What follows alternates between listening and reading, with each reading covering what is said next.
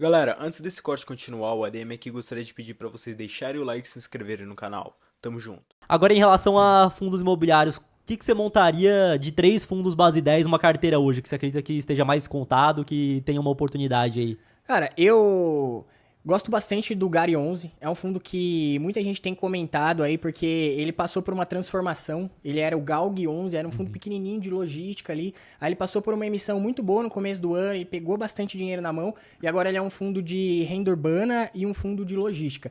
E é um fundo que, basicamente, ele foi um dos primeiros fundos de tijolo base 10. Eu acho que a gestão tem feito um bom trabalho. Como qualquer outro fundo, ele também está passando por alguns desafios, principalmente agora nesse mercado de queda. Ele tentou fazer uma emissão recente, eles compraram vários imóveis lá da rede Carrefour e aí eles estavam contando com uma emissão nova.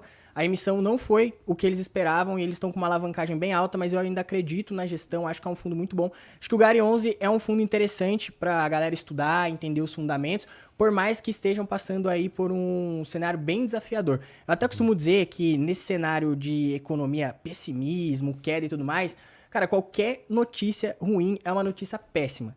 Quando a gente está no mercado muito bom, uma notícia ruim vira uma coisa boa. Então, a gente vai passar por momentos aí agora que, cara, fundo imobiliário, ainda mais se a taxa chegar em 14, 15%, vai ter muito fundo que vai pipocar, vai ter dor de cabeça com inquilino, e aluguel, e vacância e tudo mais.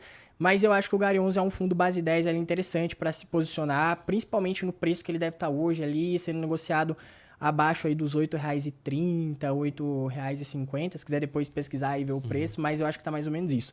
Um outro fundo que eu acho interessante também é o GGRC11.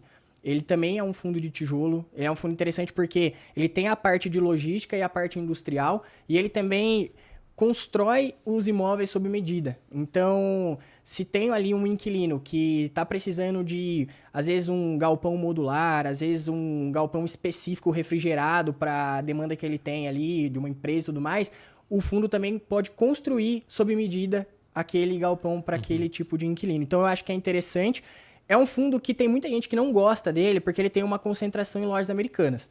Mas, cara, desde quando deu o BO com as lojas americanas lá, não teve dor de cabeça. Ele tem uma concentração, se eu não me engano, ali hoje deve estar entre 15% a 20% da receita do fundo é um imóvel alugado para as lojas americanas, mas que não deu problema, só esse ponto aí que eu acho interessante das pessoas estudarem pensando nessa questão aí de um fundo base 10. Deixa eu tomar uma água aqui. E eu vi aqui o Gary 11, ele tá 8,20, tá sendo negociado com PVP de 0,91.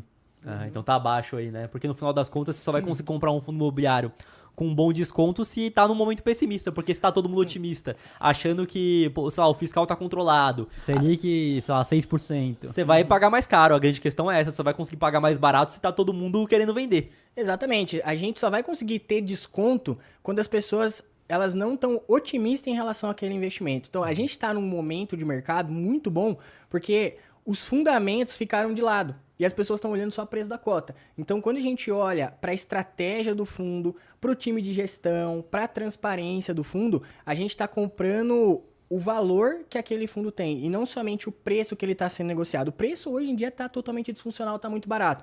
Mas realmente a gente olhar para a estratégia do fundo e a gente comprar a estratégia, os imóveis, faz muito mais sentido do que a gente simplesmente olhar o preço da cota. E você falou 3, né? 3 é isso. Cara, eu iria de MXRF11 pra gente não falar só de fundo de tijolo aqui. Acho que o MXRF11 é aquele fundo que, cara, poderia dizer assim, um fundo zero dor de cabeça, porque ele tem a parte de CRIs dele ali, é tanto atrelado ao CDI quanto ao IPCA, ele tem um pouco de permutas financeiras ali também, que faz ele ter um rendimento um pouco melhor. Explica pro pessoal como que é essa permuta aí, que muita gente acaba tendo dúvida também, quando vê lá no relatório gerencial. Cara, na verdade a permuta financeira é como se o fundo ele tivesse entrando em um... Vamos só para simplificar aqui para as pessoas. Vamos supor que uma empresa ela vai construir um prédio. O fundo vai empresta o dinheiro para a construção, só que todo o risco do empreendimento fica na mão daquela construtora. O fundo só chegou como um financiador. A hora que o prédio fica pronto, o fundo começa a receber o pagamento por ter feito aquele empréstimo. Resumindo aqui para as pessoas, existem vários tipos de estratégias, mas basicamente ele está emprestando dinheiro para aquela construtora em forma de permuta.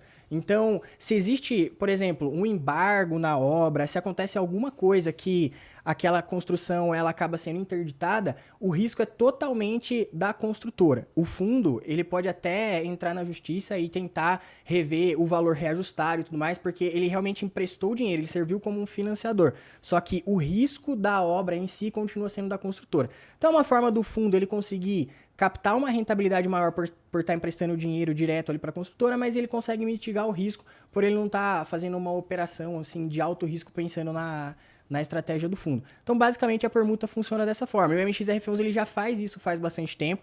É um pouco mais arriscado, mas a gestão consegue equilibrar isso aí bem. Então, é por isso que o MXRF11 é um fundo que eu acho bacana a gente estudar, ter na carteira, porque a gente tem o tempo que ele já está no mercado, já é um fundo que já se provou no tempo, já teve problemas também, acho que foi em 2022, 2023, que teve alguns problemas lá com a CVM, mas resolveu.